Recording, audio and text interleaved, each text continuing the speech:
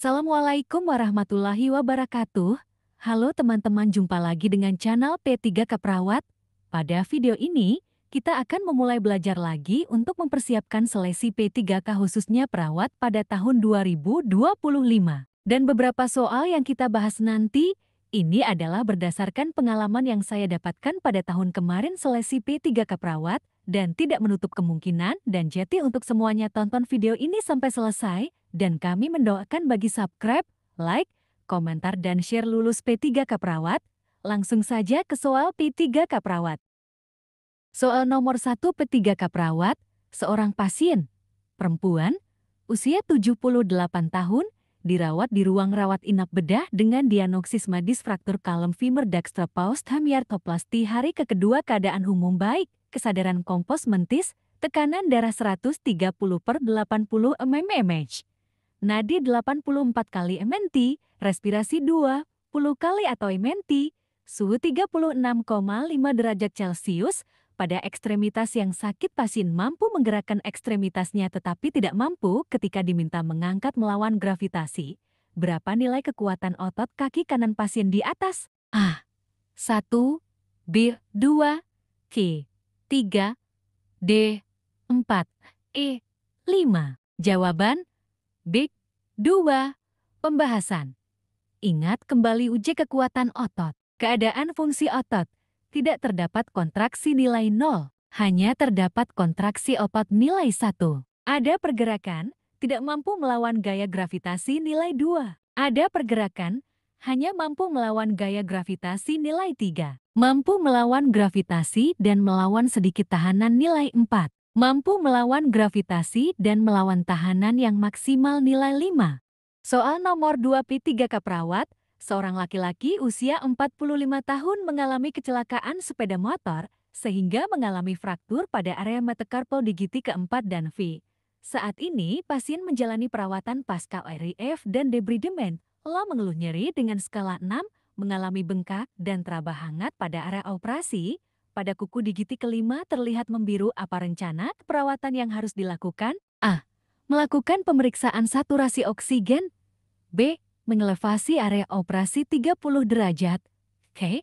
Melatih mobilisasi area metacarpal. D. Melakukan kompres hangat. I. Memberikan analgetik. Jawaban B. Mengelevasi area operasi 30 derajat. Pembahasan. Perawatan sirkulasi. Insufisiensi vena neck. 1. Lakukan modalitas terapi kompresi jika perlu. 2. Elevasi ekstremitas yang terkena 20 derajat atau lebih di atas jantung jika perlu. Soal nomor 3 P3K Perawat, seorang perempuan usia 43 tahun, dirawat di Hangwal Ortopedi karena fraktus pada clavicular. Dari hal pengkapan diketahui bahwa pasien jatuh dari tangga namanya dengan posisi tangan berjadus ke depan di mamatun berat buknya. Saat ini pasien mengeluh nyam pada bukunya dan telah dilakukan pembidaan pada R-clavicular. Apakah kemungkinan penyebab fraktur pada kasus tersebut? A. Cedera tidak langsung. B. Kontraksi keras otot. C. Cedera langsung. D. Tumor. E. Stres. Jawaban A. Cedera tidak langsung. Pembahasan. Penyebab fraktur clavicular antara lain cedera traumatik disebabkan oleh 1. Cedera langsung adalah pukulan langsung terhadap tulang sehingga tulang patah secara spontan.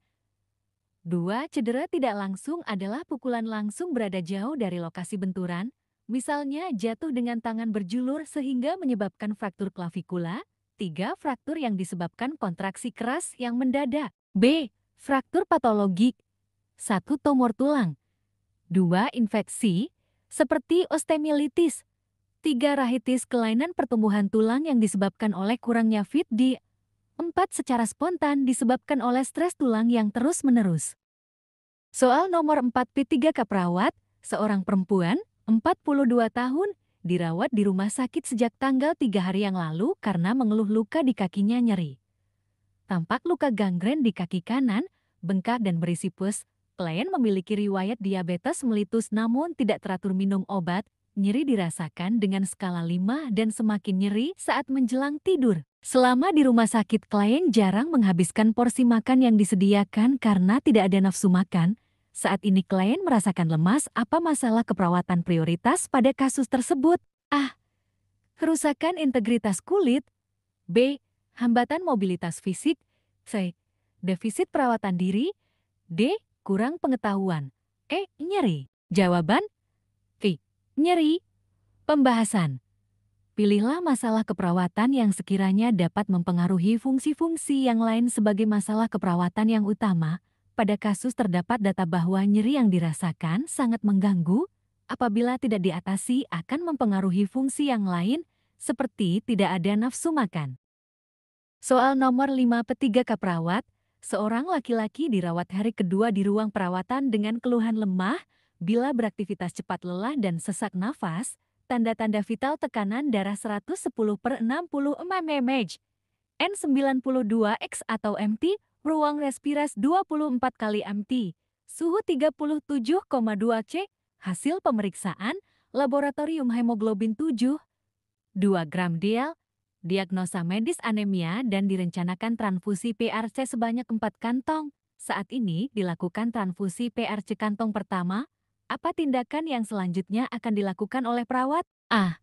Mengobservasi tanda-tanda vital tiap 15 menit. B. Memonitor tetesan dan kelancaran aliran. C. Menghitung jumlah darah yang tersisa. D. Mengobservasi adanya alergi. E.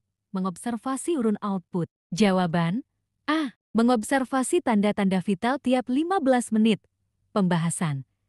Dalam pemberian transfusi perlu dilakukan monitoring TTV secara periodik. Hal ini merupakan salah satu prosedur wajib saat pemberian transfusi darah. Pelaksanaan TTV perlu dilakukan 1. Sebelum pemberian transfusi, 2. 15 menit pertama pemberian transfusi, 3. Tiap jam setelah 15 menit pertama, sampai paket darah habis.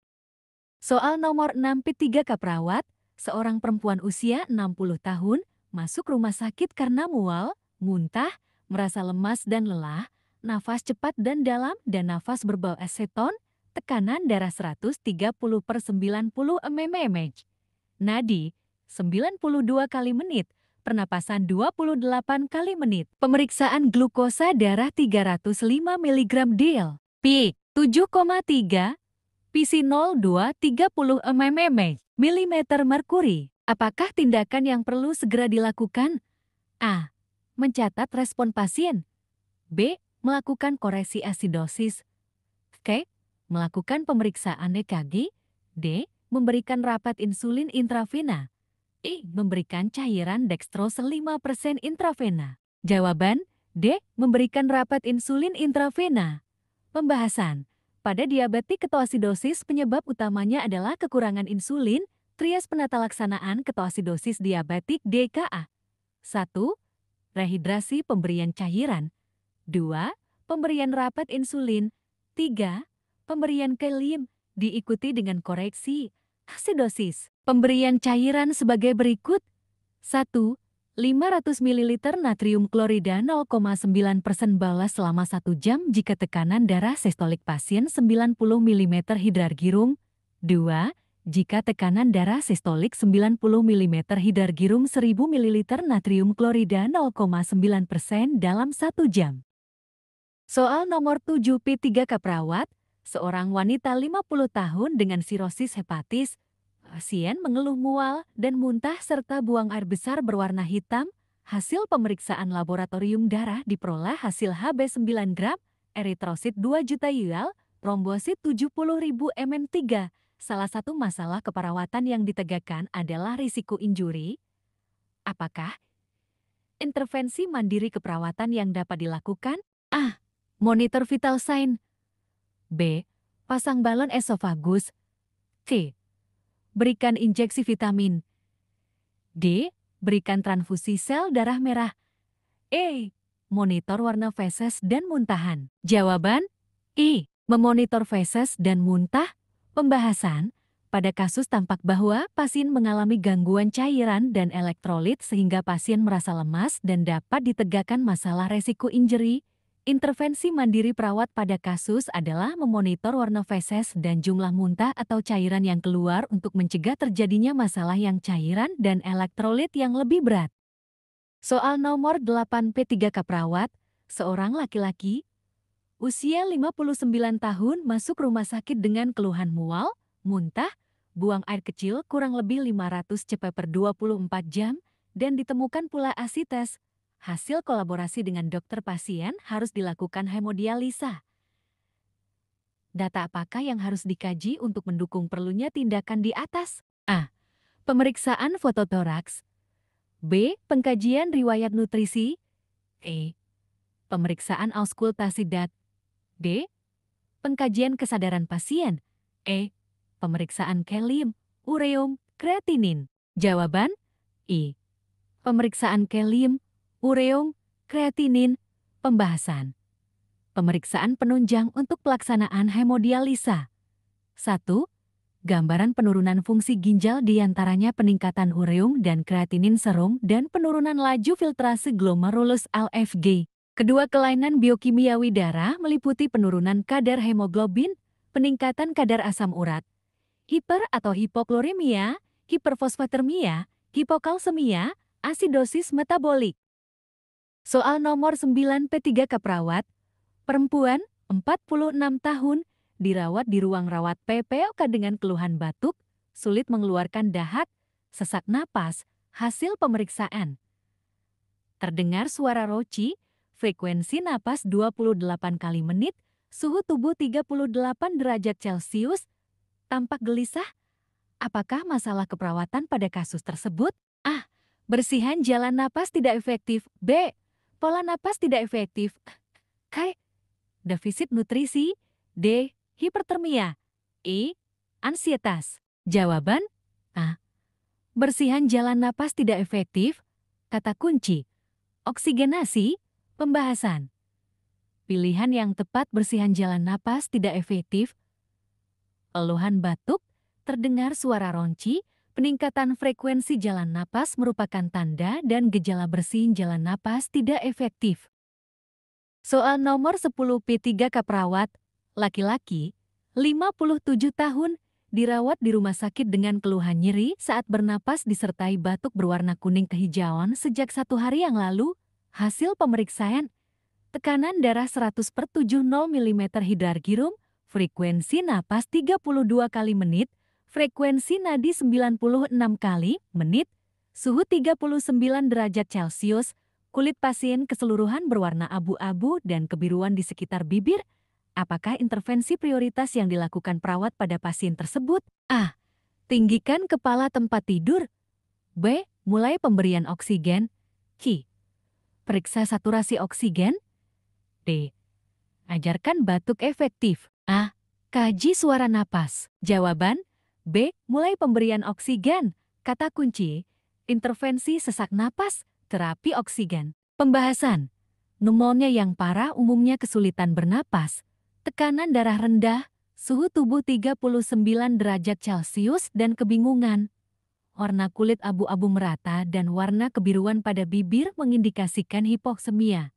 Oksigen tambahan merupakan prioritas tertinggi. Prioritas kedua, tinggikan kepala tempat tidur. Sekian dan terima kasih. Sukses seleksi P3K perawat. Jangan lupa subscribe, like, share dan komentar ya. Nanti akan ada episode selanjutnya.